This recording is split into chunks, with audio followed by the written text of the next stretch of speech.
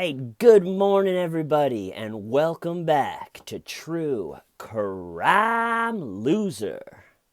I hope you're doing well. I'm back from Russia, a little tired, feel like I'm getting a head cold, and the guy sitting next to me on the 11-hour flight on the way back watched Chinese war movies on his cell phone without headphones the whole time.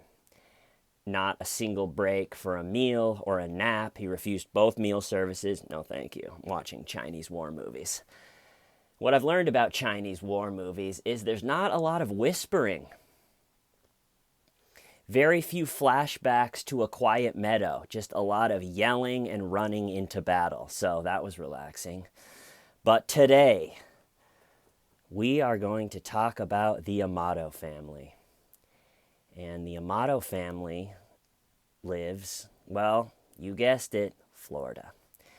We're Floridaing ourselves right back down to Florida. And the Amato family lives in a picturesque house in Florida with a nice palm trees and a great yard and a big house.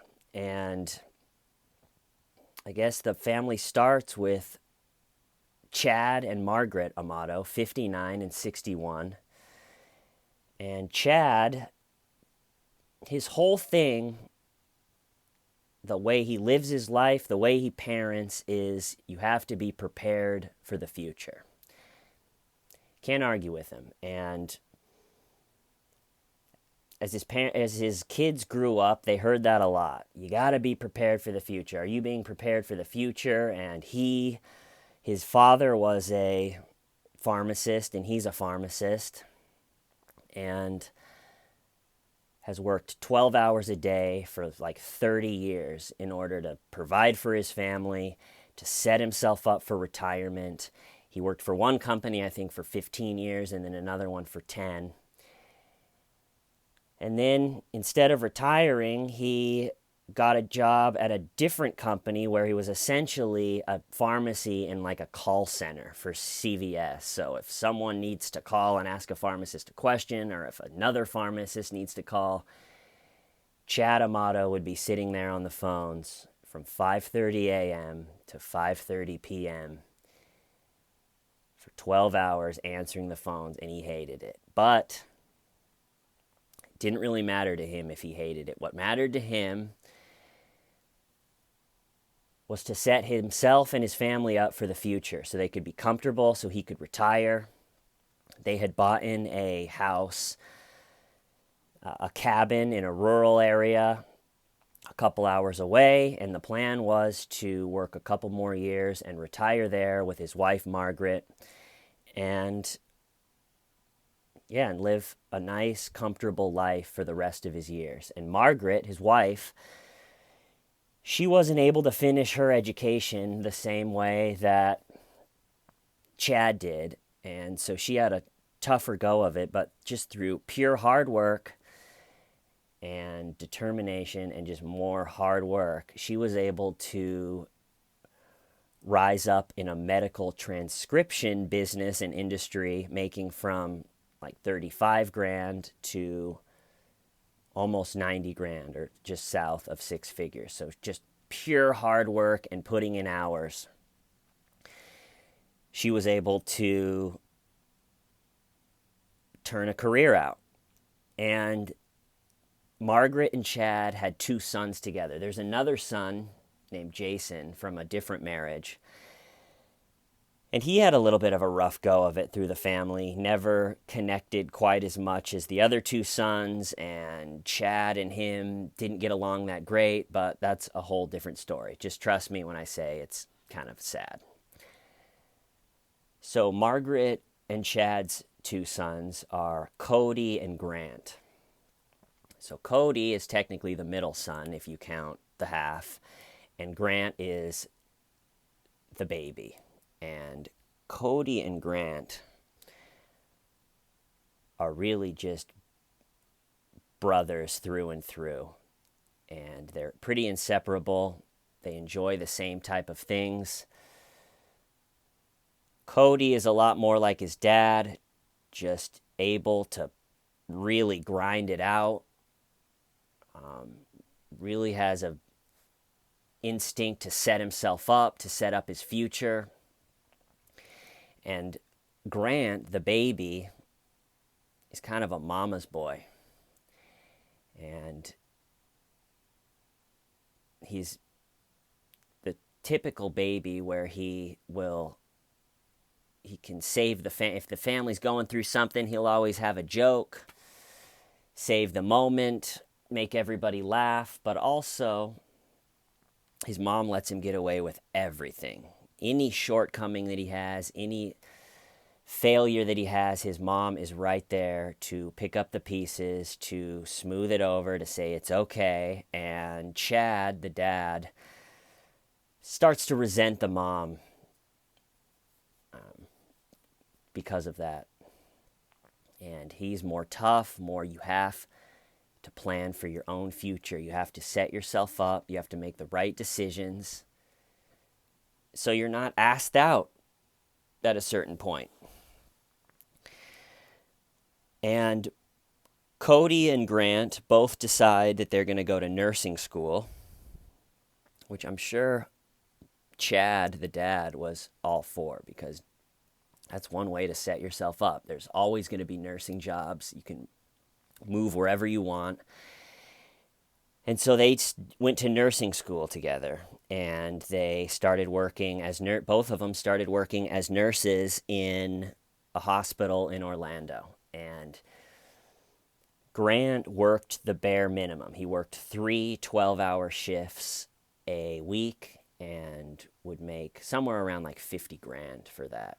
And Cody, you're able to work your 3 12s, but you can also work, I think, as much overtime as you want. So Cody would really, just like his dad, just get in there and grind it out and work a whole ton of overtime. And even though they were 29 and 30, they still lived in this nice house in Florida with their parents. And so the plan is, for the Amato family, is that Chad and Margaret are going to get up every morning and go to the jobs that they don't really like and just try to really work hard for a few more years until they can retire. And then they're going to move into their cabin in the rural house. And then they're going to let Cody and Grant, their 2 30-year-old sons, live in their Florida house together, because they almost like twins in the sense that they just want to be together and they want to live together and they want to be nurses and live in this house together. And they both watch anime, that Japanese cartoon stuff. And yeah, and that's the plan. And also that both Grant and Cody they're nurses and they're making a little money and they're putting away a little money, at least Cody is. And then they want to go to anesthesiology school, which is nurse anesthesiology, where in Florida, like the doctor anesthesiologist gets the person, put to sleep for surgery, and then the nurse anesthesiologist sits there during the surgery so the doctor can go off and do other ones. And the money is way better. It's a step above just a normal nurse. And so they start, both Cody and Grant, the kids, start going to nurse anesthesiology school together. And again, Chad is happy about this because you got to step up for your future. You got to make the necessary decisions, and you got to work hard, and you got to save your money, and you have to put yourself in a position where you're not dependent on anybody.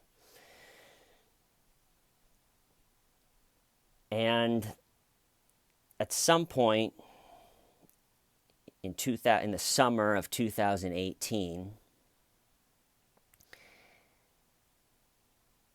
Grant, the baby, was kind of a small in stature guy, and he's got this big alien-looking head that really just doesn't work, in my opinion.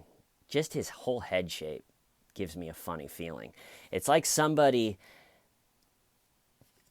pumped up the top half of his head. Like from here down, it's pretty normal. And then from here up, it looks like someone like inflated it in cartoons and it just blew up and he's bald, which doesn't help the whole situation.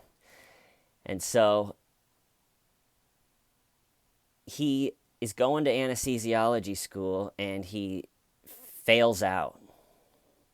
I couldn't really find what that looked like, but so all of a sudden, Cody, the middle brother, is still going to anesthesiology school, but Grant didn't make it. And again, he's a mama's boy, and Margaret, even though she tries not to, lets him get away with everything, and then that drives Chad, the dad, just absolutely nuts. And so he fails out of anesthesiology school, but it's not the end of the world because he's still a nurse. He still has all of his certifications for that. You can still make 6 figures if you just put the pedal to the metal and grind it out. And so it's not probably the end of the world that he didn't make it.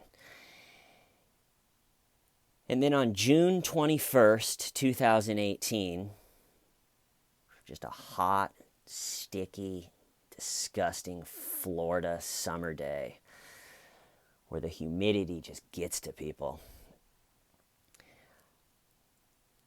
In the middle of the night, someone at the Orlando hospital notices that there's 8 vials of Propofol missing.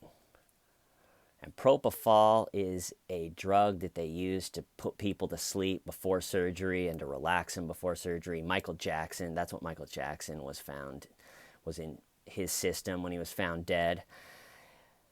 I think it's like Zanny the Nanny times 10. So all this Propofol is missing, and it's got to be a strange feeling for the person working at a hospital. I'm sure they check the drugs every day just out of procedure, and to go in there and to notice, I'm sure it's fine 99% of the time, and all of a sudden there's 8 missing.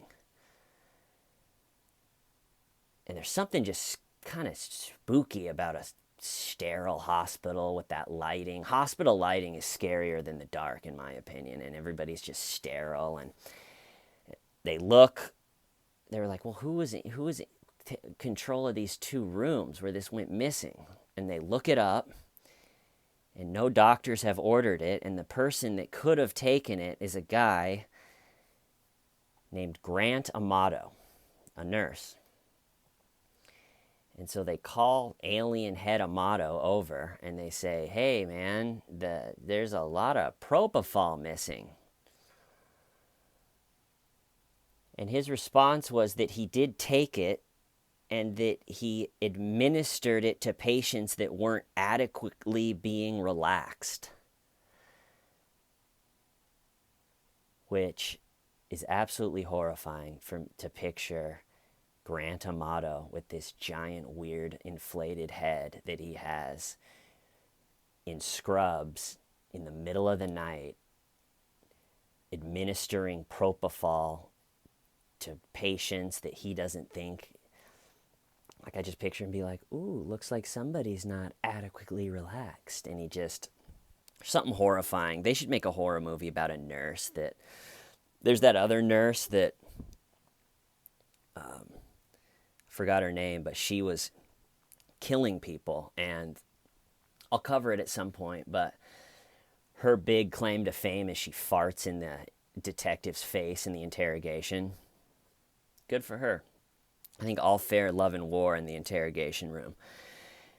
But anyway, so giant alien head Grant is just sitting there being questioned about all this missing Propofol, and he goes, yeah, I administered it to patients that weren't being adequately relaxed. And they're like, well, you're fired and you're being charged with grand theft because these are hardcore drugs and you don't just get to administer them willy-nilly, alien boy.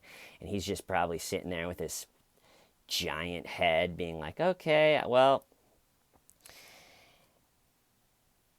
And so he gets to go home to his Florida house with prepare for your future Chad and it's okay son Margaret and his brother Cody.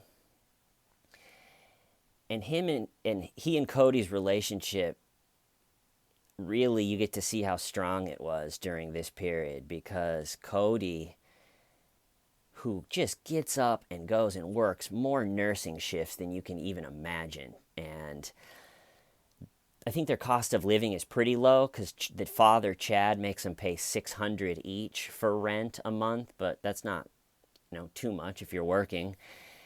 And so Cody starts paying while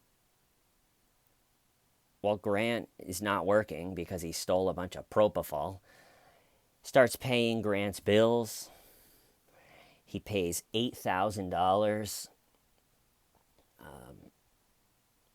for a lawyer for him to deal with the grand theft for the drugs that he stole.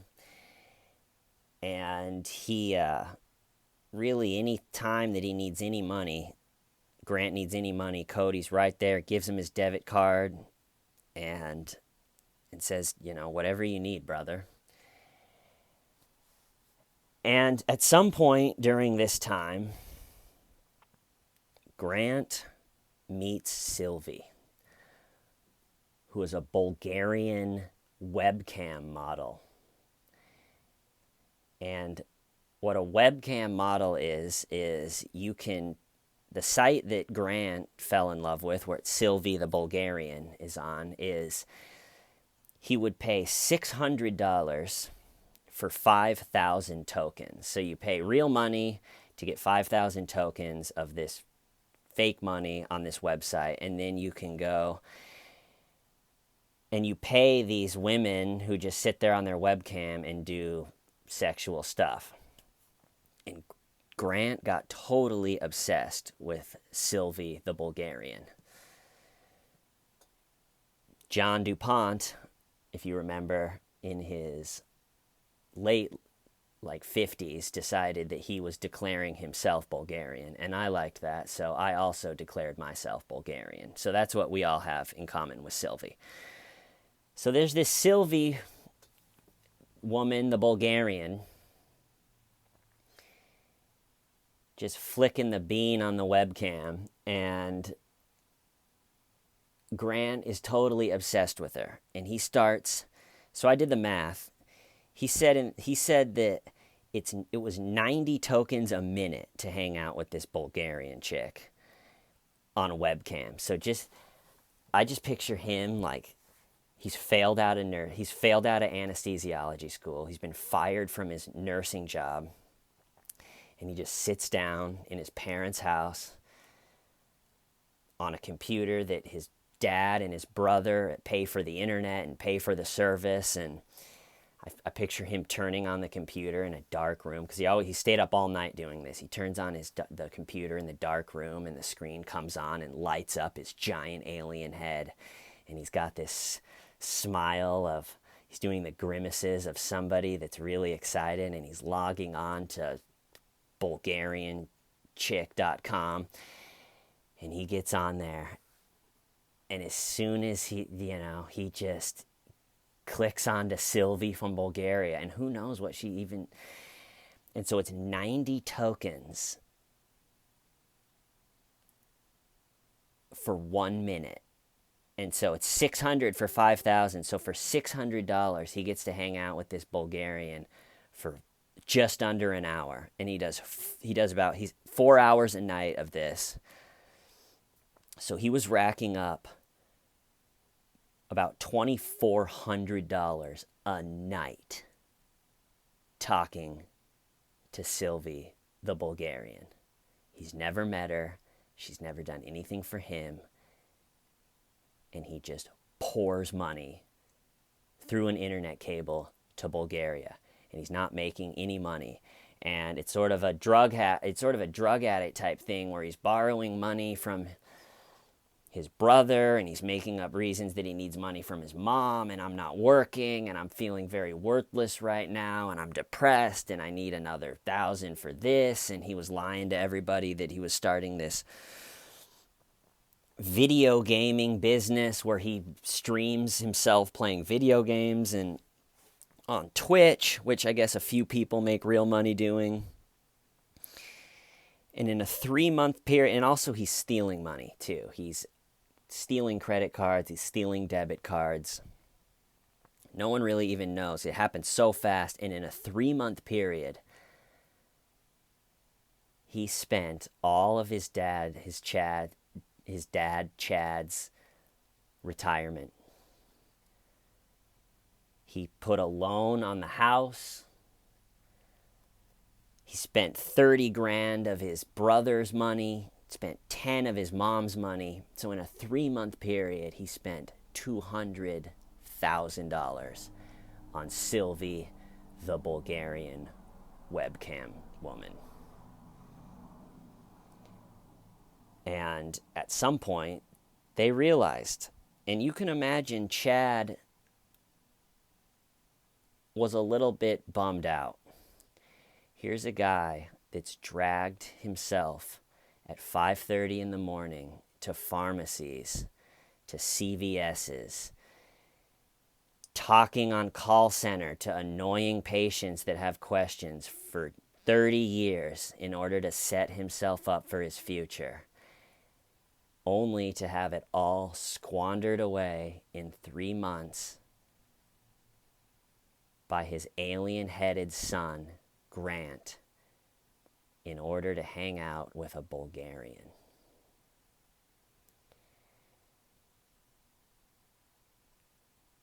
And as you can imagine, the family didn't get along too great at this time. And Chad would let Grant hear it like, hey, you ruined everything. You spent all this money on this Bulgarian nightmare. I'm going to have to work forever now. I don't get to retire. He would get home from work and just, picture Grant is just sitting there. His head is giant. He gets home from work, working 12 hours in a pharmacy call center, and you get home and your son is just sitting there watching YouTube videos. It would be hard not to have a few words. So every day it was this like, what the hell are you doing? Get a job. He's still pouring money. It's not even slowing down. He's saying, I love her. She's my girlfriend. And it's like, you haven't met her. And so as it gets worse at home, Cody is still paying for anything that Grant needs. Cody would spend his last 2 cents to let Cody, or to let Grant, have another night with this Bulgarian, or to make sure his phone gets paid. He just is really there for his brother in a way that I can't imagine. Just paid for his $8,000 attorney for the whole grand theft thing. And then in December, so he gets fired in June. So this whole 6-month period is just brutal for the Amato family. If you can imagine, just retirement's gone. Life plans erased. Everything is just fucked. And in order to try to get his brother lifted out of this depression hell, Cody decides to pay for his brother to go on vacation with him. Him and his brother and another friend, they go to Japan. They're big anime fans, and anime has a lot to do with Japanese culture, so they kind of fell in love with Japanese culture. And so they wanted to go to Japan. And so he foots the trip was $10,000 each. And so he foots a $10,000 bill on top of everything else just to, get his brother some fun. Try to get him out of this worthless cycle. And so they go to Japan. They have the time of their life. They love it. And when they get back, Grant is surprised that his dad is still mad that he ruined his life over a Bulgarian webcam model. Says things like, when I came back, he was still like, you spent my retirement. It's like, that was 2 weeks ago, Dad. Like, come on. He has this attitude of like, come on. His head's like barely in the screen It's like, Dad, it's fine. That was a month ago, okay? We're over that. Can't we just move on? And there's also a pretty big rift between the dad, Chad, and Margaret, the mom, because Margaret just, and I get it, her son is an addict, and you don't want to just abandon him, but it's like, really? Just can't you do heroin or something? A Bulgarian cam model? So anyway, they get back from Japan. It's supposed to be this big vacation to turn things around, and nothing changes. And he's still spending all this money on the Bulgarian. And at a certain point, the tension in the family is so awful that, and I'm sure that Grant is just really hounding his son, which is totally understandable. Grant leaves. He walks out of the house. And so they call the police and report him missing and saying he's feeling feelings of worthlessness and he's depressed and they don't know where he's going, and he ends up at his aunt's house. And so his aunt says all of a sudden Grant shows up. He's looking very thin, which I assume makes his head look even bigger. Shows up very thin, kind of seems sad and depressed. And so he stays with his aunt for a while, and she said that he doesn't do anything. He sleeps all day, stays up all night online. And she's trying to support him, and then she slowly realizes that there's all these weird charges to Bulgaria on all of her cards. And she's like, did I get hacked? Did my identity get stolen? And she calls the family, calls Chad and Margaret, and Chad essentially breaks down crying on the phone with his sister. And his sister said that she hadn't heard her brother cry in 27 years. And so Chad, who has worked his entire life 12 hours in horrific CVS lighting as a pharmacist, in order to set himself up for his future and set up his kids for their future, is now bawling on the phone, talking to his sister, saying that he has paid more than $150,000 for this Bulgarian nightmare. They've remortgaged the house. He's going to have to work forever. They don't know what to do. He's begging his sister, please don't press charges because he used your card. Please, and then Cody jumps in and is like, whatever he spent on your card, I'll pay. Cody is just a bottomless pit of money for his brother. And finally, they do an intervention. The family comes over to the aunt's house and they say, you got to go to this porn intervention attic place. And Grant agrees to get some help, to go to this place. It costs $15,000. And guess who pays for it? His dear brother, Cody. And so Cody, again, who just works nights as nurses, brutal, and gives all his money to his brother, pays for this rehab. And so he goes to this rehab. After a week or two, he gets out, and Chad and Margaret pick him up and they bring him to a pizza place. And Chad, very understandably, has a list of rules. It's you got to get a job. You can't talk to this Bulgarian lady. Nothing crazy, It's like, we're going to take away your phone. All the, a list of totally understandable things. And Grant doesn't follow it. He immediately figures out how to take his mom's phone, which she allows him. I think he's saying to his mom, I love her. She's my girlfriend. And his mom's thinking, well, his life is awful right now. He just is lonely. And so the mom allows Grant to use her phone to talk to the Bulgarian on Twitter. And I don't know, maybe a month goes by or something, and he's doing this, and he's talking to her on Twitter, and he's spending money here and money there on it, 600 here, a little bit there, but nothing like it was. And somehow Chad, the dad, finds out about it, and he gets home after working a 12-hour pharmacy call center shift, and Grant is sitting there on the couch, and he knows that he's been talking to the Bulgarian, and Chad walks up, grabs his son by the shirt, picks him up, and said, "You got to get out of my house. It's over. You broke the contract. You've ruined our lives. You've never even met this Bulgarian, and you're giving her you've given her our life savings. You have to leave tonight. You're leaving tonight." And as you can imagine, there's a totally blowout fight between them. The mom crying. She's on Chad's side, but she's also on Grant's side.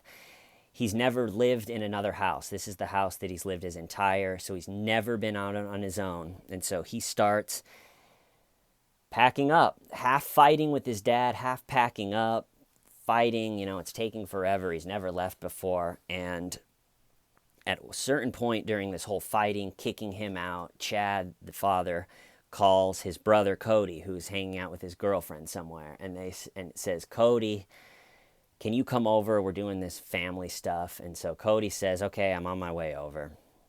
He's always been there for his brother, both financially and emotionally, in a way, like I said, I cannot imagine. And so his girlfriend is like, "What's going on?" And he's like, "It's just family stuff. I'll talk to you tomorrow or talk to you later." And so Cody goes over to the house, and around midnight, Grant has packed up. I guess all the fighting has been done, and around midnight that night, for the first time in Grant's life, he leaves the childhood house. He drives away. He has nowhere to go. He has no phone. He has no money. He gave it all to a Bulgarian. All he has is his brother's debit card, a giant head, his brother's car, and a few possessions. And so his brother gave him his debit card and said, "Use this for emergencies. I know you don't have any money, so just here's my debit card." And that night, he put a $600 charge on the webcam Bulgarian thing on his brother's card. So nothing like hey, use this for emergencies, and then immediately charge a $600 Bulgarian webcam. And he bums around where he thinks he has, or where he has free Wi-Fi, talking to his Bulgarian love, and kind of just sleeps in his car that night. The next morning, he actually has a job interview, so he goes and does his job interview. And then after the job interview, he bums around,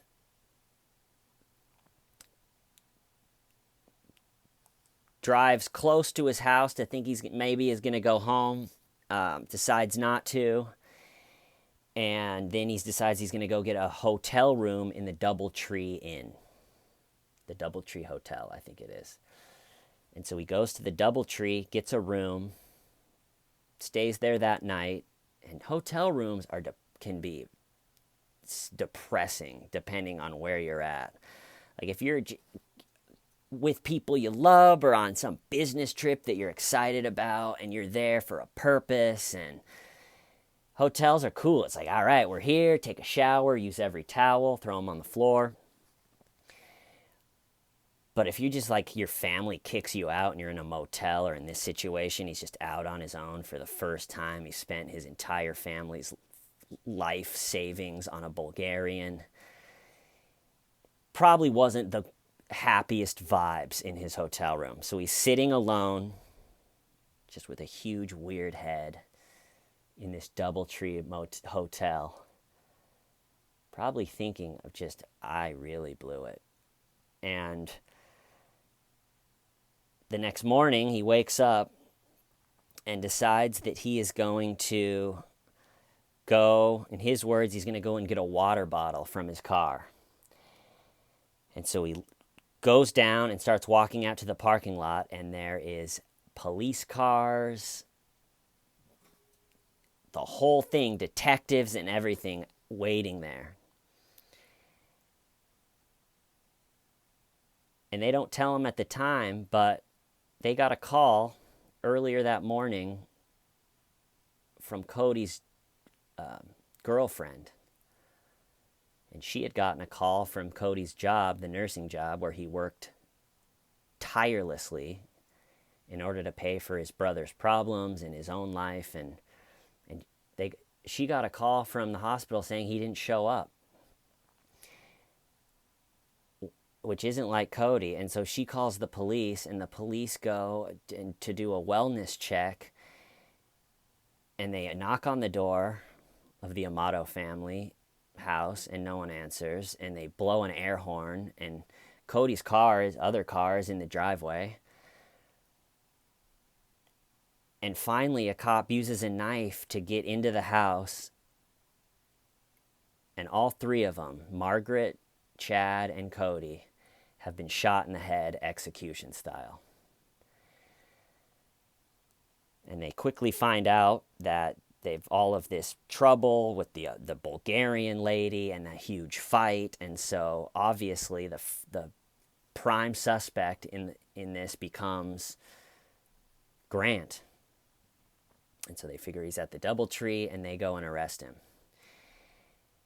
And they bring him in, and he does a 4-hour interrogation, which we will talk about next time. That's where I'm going to cut it off, people. It's so good to be back. If you want to support the channel, I got a whole mess of links in the description. Yeah, so we'll pick up next time with Grant Amato in the hot seat. Why, Steven, why? Shut